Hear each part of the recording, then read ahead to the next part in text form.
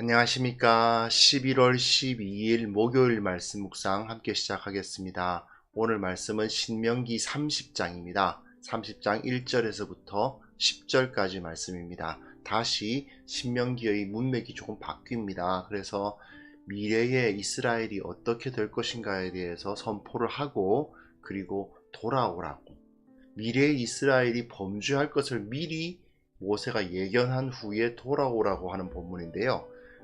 이걸 통해서 하나님의 마음, 그리고 우리가 그리스도인으로서 세상을 살아갈 때 이 죄와 관련돼서 어떤 마음을 가져야 될 것인지를 한번 생각해 보았으면 좋겠습니다. 그러면 함께 말씀을 먼저 보고요. 그 다음에 조금 구조 설명이 좀 길 것 같습니다. 말씀부터 일단 보고 난 다음에 전반적으로 흐름에 대해서 설명을 좀 드리도록 하겠습니다. 그럼 말씀 보겠습니다.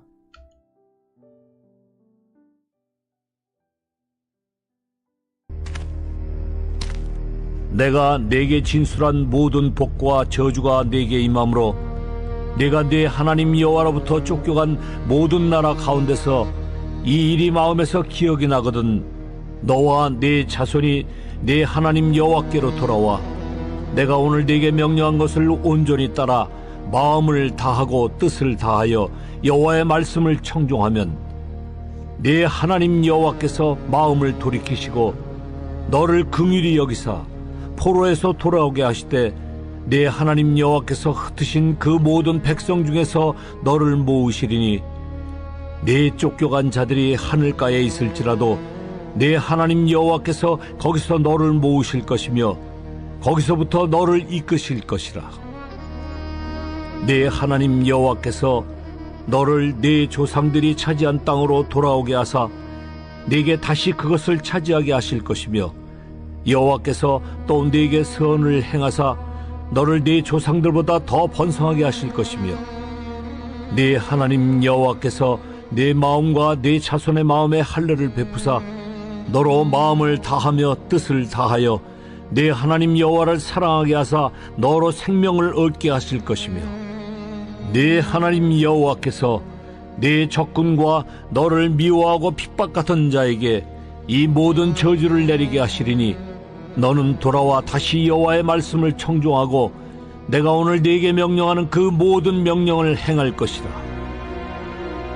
네가 네 하나님 여호와의 말씀을 청종하여 이 율법책에 기록된 그의 명령과 규례를 지키고 네 마음을 다하며 뜻을 다하여 여호와 네 하나님께 돌아오면 네 하나님 여호와께서 네 손으로 하는 모든 일과 네 몸의 소생과 네 가축의 새끼와 네 토지 소산을 많게 하시고 네게 복을 주시되 곧 여호와께서 네 조상들을 기뻐하신 것과 같이 너를 다시 기뻐하사 네게 복을 주시리라.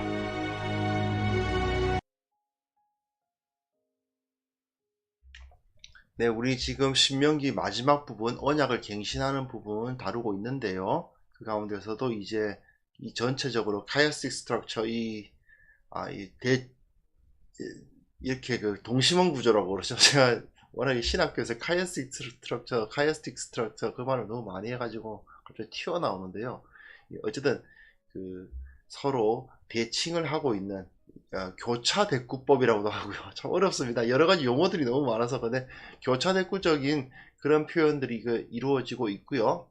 가장 중요한 것, 그 역사, 하나님께서 구원의 역사를 베푸셨다는 것을 선포하는 31장 30절 이후, 즉 32장이죠. 32장에서 모세가 노래를 하거든요.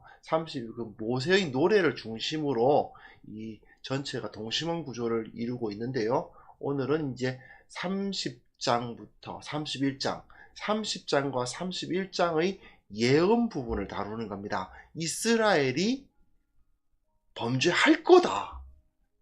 언약 맺고 있는데, 두 번째로 언약을 갱신하고 있는데, 너네들은 범죄를 할 거야 라는 걸 거의 뭐랄까 전제를 하고 이야기하고 있는 그런 부분이에요. 그래서 아니 언약을 맺자마자 너희들은 배신할 거다라고 말하는, 결혼했는데 이혼할 거부터 먼저 이야기하는 그런 느낌이 들어서 조금 애매하긴 합니다만은, 그러나 이 부분을 통해서 모세는 너희들이 나중에 배신을 하더라도, 하나님을 떠나더라도 돌아오라고. 범죄하더라도 돌아오라는 메시지를 이제 던지고 있어요. 즉 모세가 보기에, 그리고 하나님께서 보시기에 이스라엘은 하나님 앞에 신실하게 붙어 있을 것들이 아니다. 그래서 너네들은 틀림없이 범죄할 거다. 그러나 범죄하더라도 돌아오도록 해라. 그 메시지를 주는데 이걸 두 번에 걸쳐서 이야기합니다. 30장이 한 번, 31장이 한 번. 이 두 번이에요. 그래서 구조를 살펴보면 이제 이스라엘아 돌아와라 하는 메시지가 30장에서, 그리고 하지만 너희들은 반역하겠지. 이런 조금 약간은 좀 우울한 느낌을 주는데, 그러나 이 반역이라는 것을 전제하고 있지만 그러나 하나님은 끝까지 기다리실 것이다 라는 내용이 이 30장과 31장에 기록이 되어 있습니다. 30장도 나름 상당히 잘 구조적으로 만들어져 있어요. 30장에서는 역시 그 안에서 이런 동심원 구조가 존재하거든요. 하나님께 돌아오면 약속의 땅으로 돌아오게 하실 것이다. 너희들이 다 망해서 약속의 땅에서 뽑혀 나가서 다 흩어져 가지고 멸망한 상태가 된다 하더라도 하나님께 돌아오라. 그러면 약속의 땅으로 돌아오게 하신다. 하나님께 돌아오면 복을 주신다. 그러면서 이제 내일 다룰 본문인데 11절부가 14절 부분이 굉장히 중요해요. 너는 할 수 있어. 너는 돌아올 수 있어. 그 말씀을 해주시는 부분입니다. 그리고 똑같이 앞에서 이야기했던 하나님께서 돌아오시면, 너희들이 돌아오면 복을 주신다. 그러나 안 그러면 너희들 망한다. 그리고 하나님께서 너희들을 부르고 계시니 약속의 땅으로 돌아와라. 이런 이야기가 신명기 30장에서 쭉 나옵니다. 신명기 30장의 핵심은 결국은 내일 다룰 본문이지만 11절에서부터 14절까지 너희들은 돌아올 수 있어. 그러니까 포기하고 주저앉지 말고 일어나서 회개하라. 그 메시지가 신명기 30장의 핵심이라고 할 수 있어요. 오늘은 그 핵심으로 들어가기 위한 서론부라고 할 수 있겠네요. 이건 참, 그리고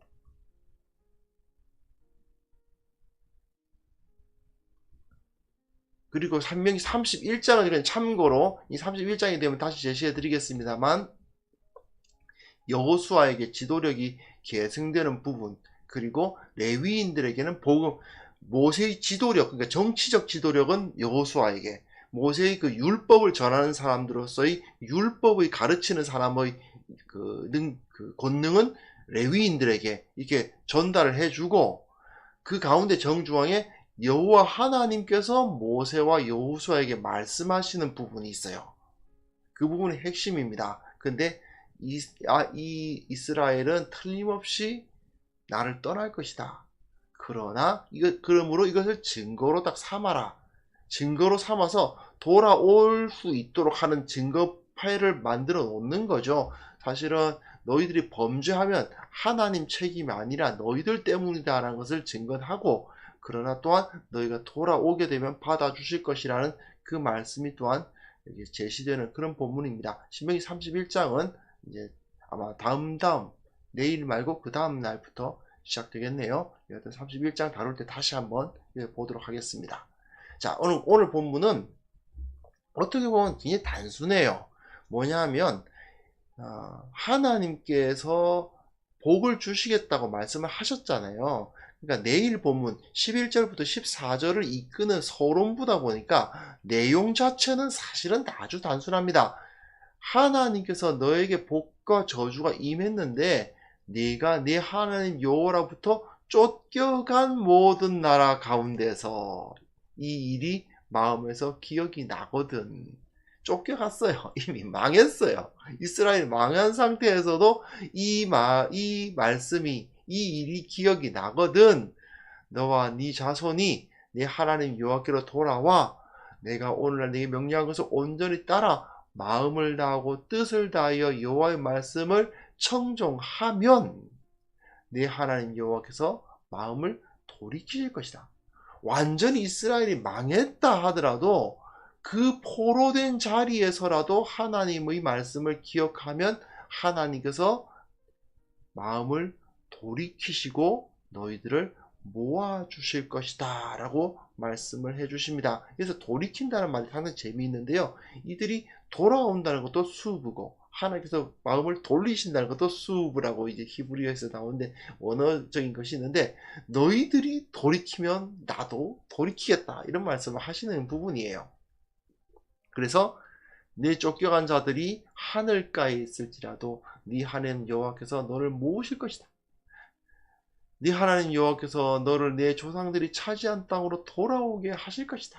회복시켜 주실 것이다 그 말이죠. 자, 생각해 보십시오. 이스라엘은 망했다고 보셔야 됩니다. 망했어요. 이스라엘이 하나님의 말씀을 제대로 따르지 않아서 다 흩어집니다. 한번 생각을 해 보십시오. 민족이 한 땅에서 모여 살지 못하고 다 흩어져 버렸습니다. 그 나라의 종교가 깨뜨려졌습니다. 성전도 깨어졌습니다. 그리고 각자는 다 그 각 곳에 흩어져서 각자의 우상을 섬기는 자들과 함께 살아가고 있습니다. 이 상황은 무엇일까요? 그야말로 절망적인 상황이거든요. 민족적 아이덴티티, 민족적 정체성이 파괴된 상황입니다. 민족을 사람에다 비유를 하면 이 민족은 죽은 거예요. 그런데 그 죽은 상태에서도 하나님께서는 부르시는 것입니다. 이미 이스라엘은 죽었는데요, 이스라엘은 끝났는데요 라고 말하게 되겠지만, 하나님은 그러나 완전히 죽은 거나 다름없는 이스라엘까지도 하나님은 부르시는 거예요. 그리고 그 상태에서라도 너희가 하나님의 말씀을 기억하면, 그리고 하나님을 전심으로 사랑하면 그곳에서 다시 모아주셔서 그 약속의 땅으로 모아주실 것이다. 즉 민족을 부활시켜 주실 것이다 라는 이야기예요. 자, 6절부터 한번 보시면요, 네 하나님 여호와께서 너의 마음과 네 자손의 마음에 할례를 베푸시겠다. 이거는요 1400년 정도 후에 예수님께서 오시는데, 예수님께서 오셔서 메시지를 전하신 그 복음의 내용과 너무나도 똑같지 않습니까? 의문의 그 문자로 기록되어 있는 그 율법이 중요한 것이 아니라, 너희 몸의 할례를 베푸는 것이 중요한 것이 아니라 너희 마음의 할례를 준다. 이게 이미 율법에 나와 있는 거예요. 종교적으로 어떤 것을 행하는 것이 중요한 것이 아니고 너희들의 마음의 심령에 하나님께서 할례를 베풀어 주실 것이다. 너희가 변화시켜 주실 것이다. 그 말이죠. 복음적인 내용이 이미 1400년 전에 율법에 이렇게 기록이 되어 있는 겁니다. 할례를 받는 것이 이스라엘의 정체성이 아니다. 너희들의 마음의 할례를 받고 마음과 뜻을 다하여 하나님을 사랑하는 것, 그게 바로 너희가 마땅히 하나님 앞에서 바로 서야 할 정체성이라는 거죠. 그래서 이후에 바울도 이방인들이 교회에 들어올 때 그들에게 할례를 요구하지 않았죠. 왜 그렇습니까? 여호와 하나님을 예수 그리스도께서 맺어주신 그 십자가 언약으로 말미암아 하나님을 사랑하는 자들에겐 구원이 임하기 때문입니다. 그래서 7절 8절 보시면 네 하나님 여호와께서 네 적군과 너를 미워하고 핍박하던 자에게서 이 저주를 내리게 하실 것이다. 네가 하나님으로부터 저주를 받아서 너를 핍박하는 자들에게 붙여졌지만, 그들에 의해서 핍박을 받고 미움을 당하겠지만, 너희가 하나님께로 마음을 돌이키면 너희를 핍박하던 자들, 너희를 미워하는 자들을 하나님께서 미워하시는 일이 일어날 것이다 이거죠. 너는 돌아와 다시 여호와의 말씀을 청종하고 내가 오늘 내게 명령하는 그 모든 명령을 행할 것이다. 이게 계속 중요하죠. 신명기에서는 계속이가 아닙니까? 여호와의 말씀을 청종하고 하나님의 명령을 행하라. 이게 신명기의 모든 거라고 할 수 있죠. 그것이 다시 그 상태로 다시 돌아올 것이라는 것입니다. 그래서 내 하나님 여호와의 말씀을 청종하여 이 율법책에 기록된 그의 명령과 규례를 지키고 네 마음을 다하여 뜻을 다하여 내 하나님 여호와께 돌아오면 똑같은 처음에 주어졌던 그 축복이 선포되어 있어요. 네 하나님 여호와께서 내 손으로 하는 모든 일과 네 몸의 소생과 네 가축의 새끼와 네 토지 소산을 많게 하시고 내게 복을 주실 것이다. 처음에 하나님께서 너희들이 이 땅에서 내 말씀을 잘 지키면, 내 언약을 지키고 내가 명령과 규례를 지키면 이런 복을 주시겠다고 하셨던 그 복이 그대로 다시 회복되는 거죠. 하나님께서 약속하셨던, 처음에 약속하셨던, 이스라엘이 처음 가나안 땅에 들어가서 그 땅을 차지할 때 약속하셨던 그 복이 완전히 망한 상태에서, 완전히 그냥 다 무너진 상태에서 다시 하나님을 기억하더라도, 그곳에서 이미 늦었다는 생각이 들 정도이신, 이미 늦었다, 우리는 이미 끝났다라는 생각이 들 것 같은 그 상황에서 하나님을 기억하면 하나님께서 너희들을 다시 모아서 그 이스라엘의 약속의 땅으로 돌이켜서 하나님의 나라로 만들어 주실 것이다, 이렇게 약속을 하고 계시는 겁니다. 결국 이거는 하나님은 이스라엘을 영원히 버리시지 않는다는 뜻입니다. 그렇지 않습니까? 사람의 경우는 죽으면 버려지는 거잖아요. 그런데 민족은 죽어도 다시 살아납니다. 사실 사람도 마찬가지죠. 하나님께서는 우리를 다시 살리실 겁니다. 이스라엘이 하나님을 거역하고 우상을 숭배하고 하나님을 버리면 당연히 저주를 당하고 하나님으로부터 버림을 받아서 이방의 여러 나라로 흩어질 것입니다. 이게 죽는 거나 다름없어요. 사람의 몸을 생각해 보십시오. 사람의 몸이 죽어서 피가 흘러지고 각 몸이 다 흩어지잖아요. 몸의 그 구성원, 이 몸을 구성하고 있던 여러 장기들이 다 흩어져서 분해되어 버리지 않습니까? 이게 바로 죽음이잖아요. 민족의 죽음도 마찬가지 아닙니까? 민족을 구성하고 있던 그 사람들이 온 땅으로 흩어져 버렸으니 민족은 죽은 겁니다. 그런데 그럼에도 불구하고 그 민족의 영혼이, 즉 민족 흩어진 그 민족들이 하나님을 기억하고 돌이키고 회개하고 하나님을 사랑하고 그 죄를 회개하고 하나님 앞에 용서를 구하고 그렇게 하면 그들을 다시 모아서, 그 흩어져 버린 민족을 다시 모아서, 마치 사람이 죽어서 썩어서 완전히 분해되어 버린 그 몸을 다시 모아서 마치 창조의 그 손길처럼 흙으로 사람을 빚으시는 그 모습처럼 사람을 만드시듯이 그 민족을 다시 모아서 그 민족을, 이스라엘 민족을 새롭게 하실 것이다 라고 약속을 하시는 겁니다. 그러니까 이스라엘은 망하더라도 다시 일어날 수 있는 그런 힘을 갖고 있는 거죠. 하나님의 백성들은 언제라도 회개하고 돌아오면 회복될 수 있습니다. 이건 사실 교회에 의해서 현실화됐죠. 이스라엘은 온 땅이 흩어져 버렸습니다. 그 가운데서 여러 이방 족속들과 혼인하고 피가 다 섞여 버렸습니다. 하지만 하나님께서는 그들을 내어버려 두시지 아니하시고 예수 그리스도 십자가 사역을 통해서 그들에게 복음을 전하시고 그 흩어져 버린 민족들 중에서 자기 백성을 모아서 새롭게 교회라는 새로운 이스라엘을 만드셨습니다. 그 교회가 그 예루살렘으로부터 유대와 사마리아와 땅끝까지 이르러서 지금 각 곳에 그 교회 공동체를 세우고 그들에 의해서 예수 그리스도의 몸된 교회가 전 세계에 가득 차게 되었죠. 이게 바로 하나님의 구원의 역사인 겁니다. 사실 교회는 어떻게 보면 한 민족이라고 보기에는 너무나도 다양하죠. 하지만 그럼에도 불구하고 예수 그리스도 그분을 통해서 완성된 하나님의 언약에 의해 하나님을 사랑하고 하나님을 섬기는 하나님 백성들이 된 거 아닙니까?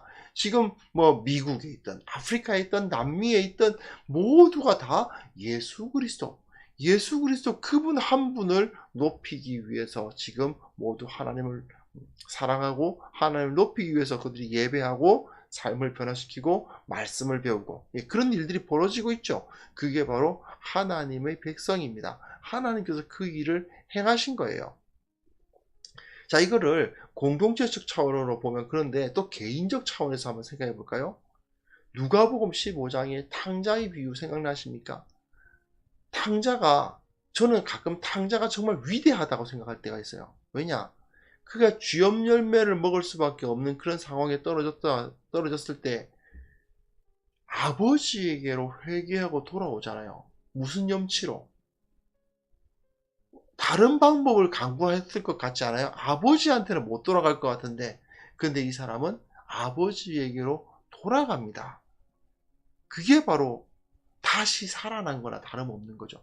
그 아버지에게 있어서 그 둘째 아들은 죽은 거나 다름없었지만, 그가 아버지에게로 돌아갈 때, 회개하고 돌아갈 때 그는 다시 부활한 것입니다.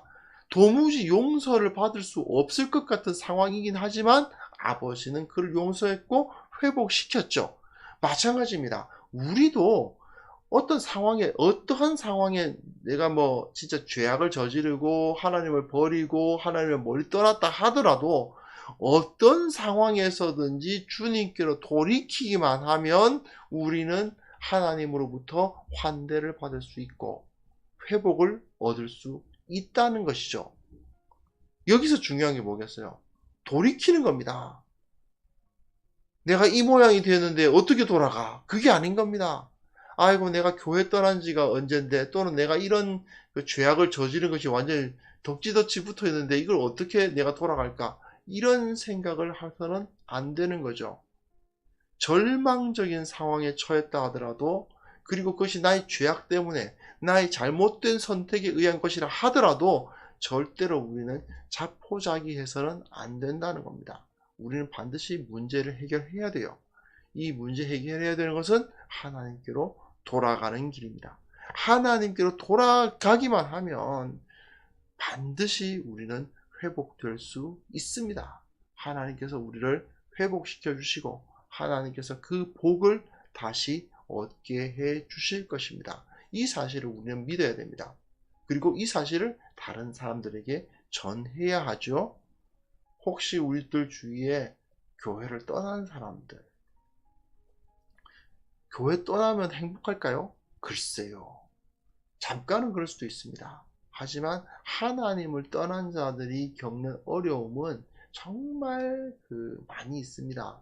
그랬을 때 우리가 깨어서 그들에게 하나님께서 너를 기다리고 계신다. 하나님께서 너를 회복시키시기를 원하신다. 이렇게 회개의 복음을 전해줄 수 있었으면 좋겠습니다.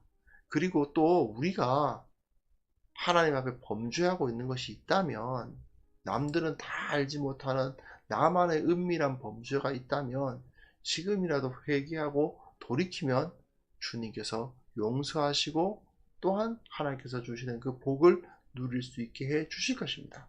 이 사실을 믿었으면 좋겠습니다. 이걸 믿고 주님 앞에 담대히 회개하며 나아갈 수 있어야 되고요. 또 우리 주위에 정말 회개하고 돌아가야 할 사람들, 그 사람들을 바라봤을 때 그 회개의 메시지를 전할 수 있었으면 좋겠습니다. 이 시간 하나님께서 죄인들이 돌아오기를 정말 기다리고 계시는 그 하나님의 마음을 이해하면서 주님 앞에 기도하고 내가 먼저 돌아가고 그리고 그 주위에 돌이키기를 원하는 자들에게 이 복음을 전할 수 있는 사람들이 될 수 있도록 함께 했으면 좋겠습니다. 기도하겠습니다.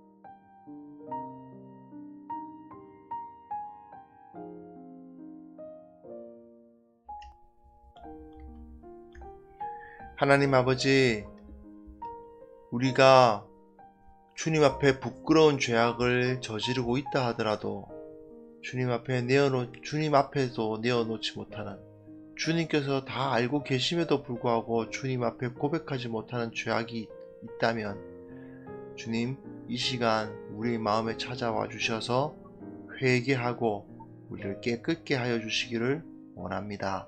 아버지, 나의 모든 죄악과 부끄러운 것들 주님 앞에 온전히 토설할 수 있도록 우리에게 은혜를 베풀어 주시고 거룩한 삶으로 돌이킬 수 있는 결단을 우리가 할 수 있도록 도와주시옵소서.